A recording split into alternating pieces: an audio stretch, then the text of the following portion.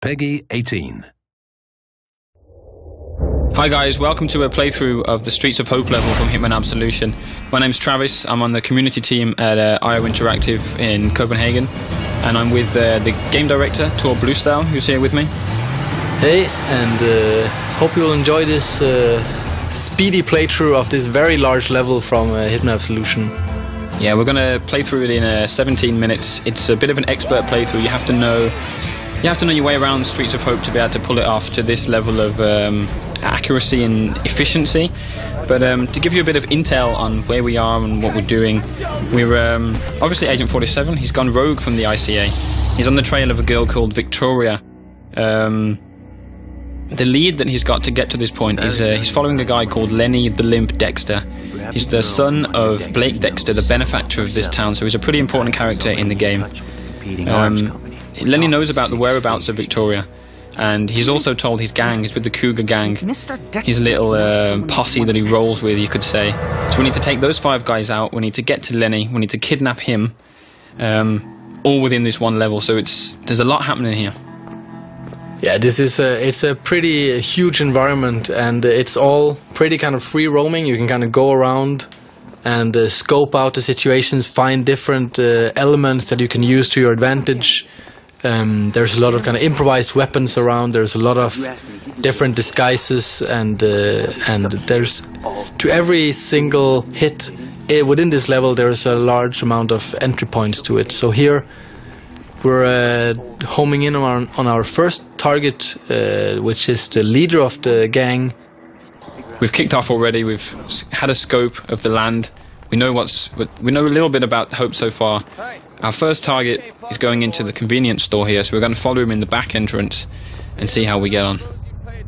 Yeah, so as this is a more, you can say it's a large part of this is a large level within the game, and as you can kind of walk around freely, also everything you do they will kind of cascade out if you're kind of causing trouble here. I mean, theoretically you could take down your target straight away here and kill his girlfriend in the same time, but you'll have to deal with the consequences of that, and if anyone here shouting or gunshots, they will come running and try to find out what it is. So rather than take him down here, we'll wait for him to go upstairs, use a distraction here to get past his girlfriend. So the most immediate thing that we can see is a radio.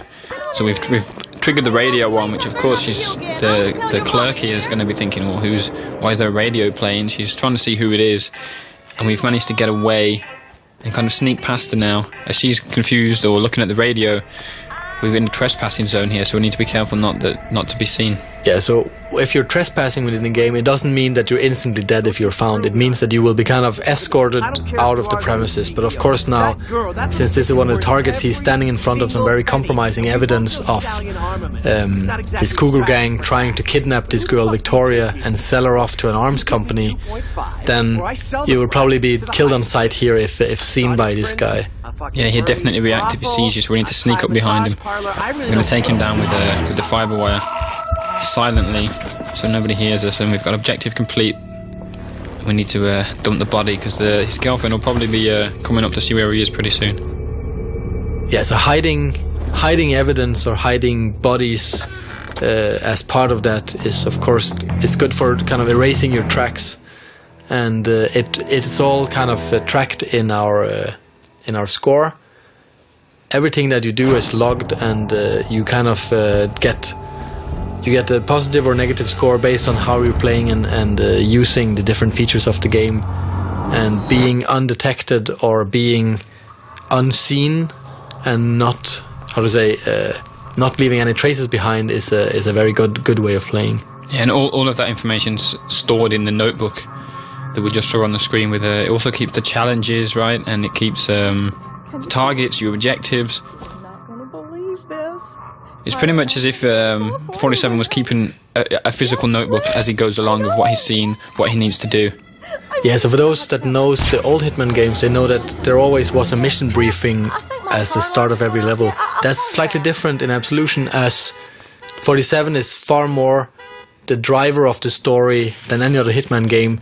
The way that these objectives are made is also based on his progress through the level, so they will kind of update along the way, with the information that he gets and the player gets as they play the level. Yeah, he's very much making the decisions himself, isn't he?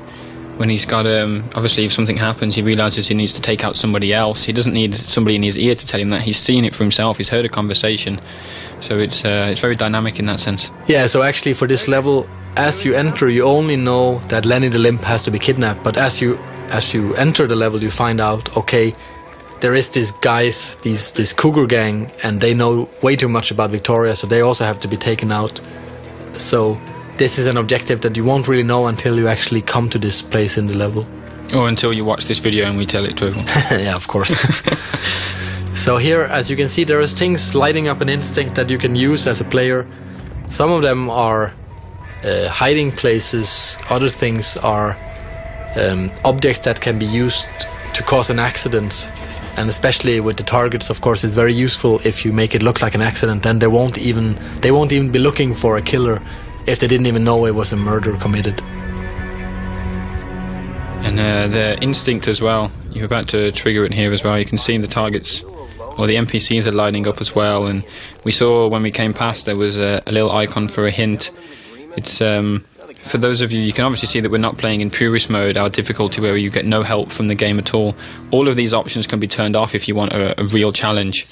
So bear that in mind as you play through. That if you are a purist player and you really want a really difficult experience, you can customize it that way, if that's the sort of thing that you're looking for. But to show off the features, we're going to keep the HUD on for this playthrough.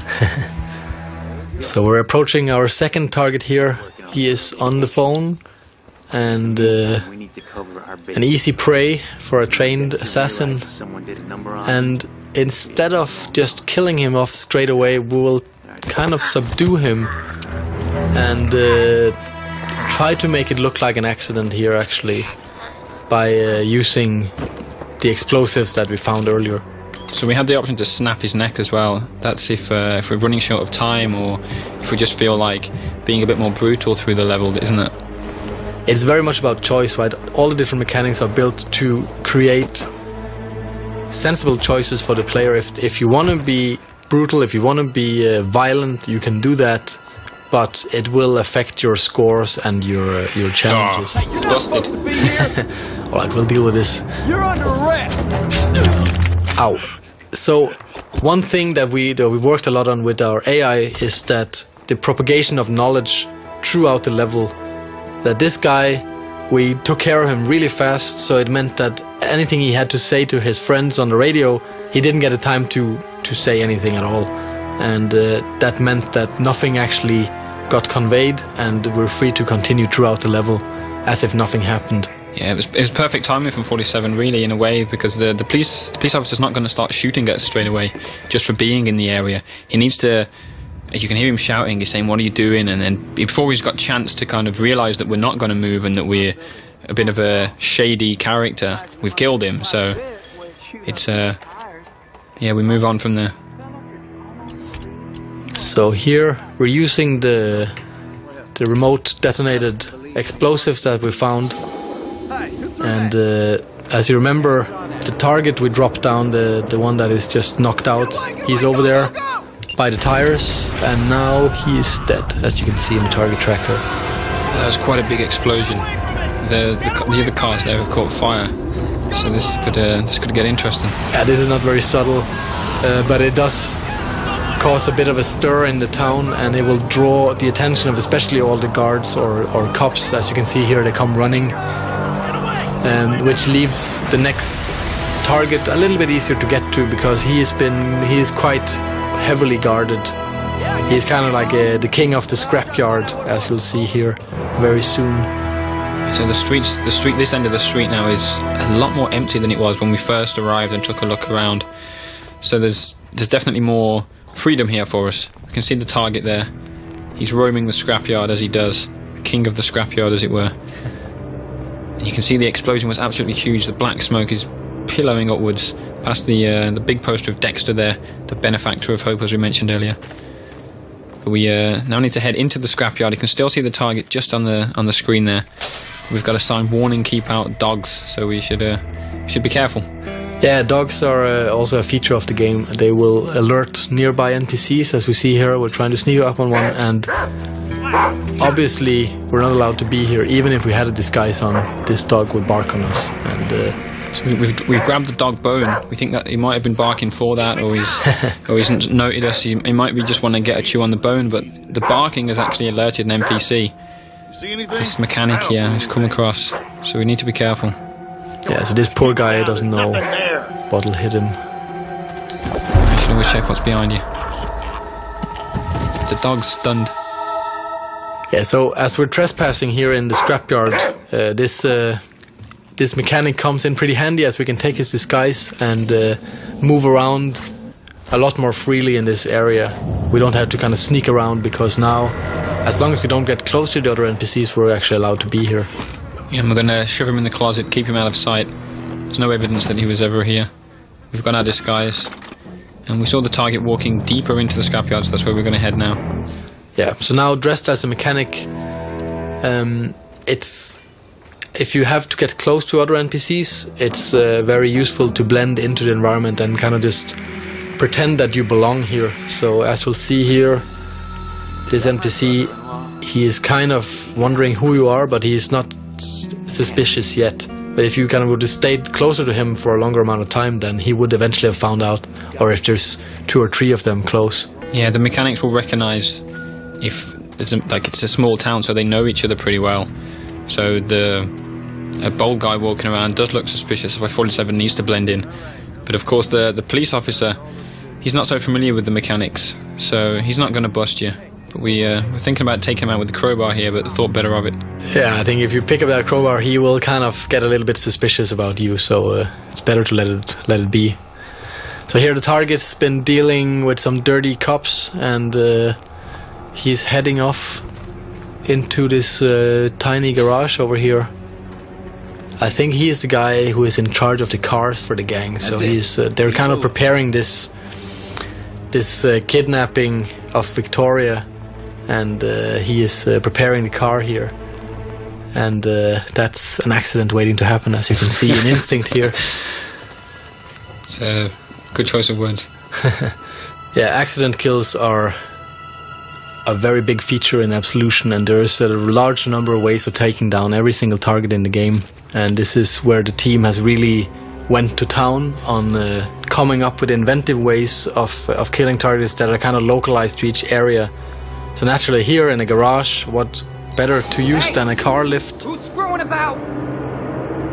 Okay, all right. Who's making the racket? So it's the 3rd target down. The target tracker resembles that. We've got three targets down, a really high score. The police are on the way in to see what's happened. You can hear the mechanics. We're a bit worried about this guy who's just been crushed, but we're clear. We're away. Oh, it's got warning attack dogs again, so we have to be careful about that. We're now in the cougar's nest. This is like the main hangout area for the cougars. They're there hosting a bit of a party for Lenny. But they're having a barbecue, and you might see the lighter fuel there, which could be an option. Barbecues and lighter fuel tend to go pretty well together when Agent 47's around. And we can also see the policeman down there. He's allowed to be in this area. We're not, as a mechanic. It's a bit of a private area, so we're going to try and take his disguise and see if we can get closer to our target. Yes, usually these kind of isolated characters are pretty useful for us, as they provide disguises and weapons and so on. We've just got an improvised weapon there, a bottle. Smash this around the guy's head. Smash. He's down. Disguise is ready to get picked up. And 47 needs to choose a weapon here. Yeah, so what else to use than an axe rather than a tomahawk? And we can see why why the police officer was so distracted there. That was a really perverted guy. And now we have his clothes on. Awesome. So dressed as a police officer, we're allowed to get closer to these guys up here. And basically we only have one of these as a target, the one in the middle. Yeah, Mason. And everyone else, unfortunately, will be collateral in this point shooting, which is one of our new features in the game. Allows us to kind of slow down time to a minimum, and using our instinct powers, take them down instantly. And as you can see, they're trying to pull their guns to fight back, but as they're taken down too quickly for that, the whole thing goes down without anyone making a sound, as we also use silenced guns for this. Yeah, we've also used all of our instinct though. It's very expensive to use point shooting, especially on so many characters all at one time. So there's a lot of strategy involved in when you should use your point shooting. You can't just walk up to any character and shoot them and do it instantly. You have to make sure you do it at the right time, otherwise you run out of instinct completely. But there's the other target's come out here. He's come to investigate, probably come back to the barbecue, and he's stunned by the dead bodies. Ow, poor old guy. 47's just killed the barber. Yeah, that's sad, but it's for the greater good. We need a new disguise here, because now there's a lot of police officers in the building here. So using the barber, which is freely allowed to walk around here, it's a pretty powerful disguise. And as you can see, there's lots of characters here, so trying to go in here guns blazing would be pretty dangerous and difficult. There is a lot of NPCs here. You can also see there's a guy a little bit further ahead getting his pistol ready, so he's prepared for a shootout. But it would be a bit of a mistake to pull your guns out here. Sneaking through as the barber is probably the best way through. Towards Lenny, who you can see down there. Instinct lights up in blue, not red because he's not a target. We need to kidnap him. And we make our way down. Yeah, so basically now there's this one police officer standing between us and Lenny at the moment, so we will just quickly deal with him. Quickly deal with him by putting a pair of scissors in his neck. Well, yeah. Deal with him in 47's trademark way. Yeah, you could have subdued him, right? Poor guy. And now we have Lenny all to ourselves, and he's kind of just sitting there lying about his antics in Chicago, so he's kind of an easy prey. It's almost too easy. Yeah. You're not the talkative type, huh? You know your place. Well, I like that in the barber. That's it, and thanks for watching the playthrough of Streets of Hope from Hitman Absolution, which is out in November 20th this year. Thanks for taking the time to listen, and of course watch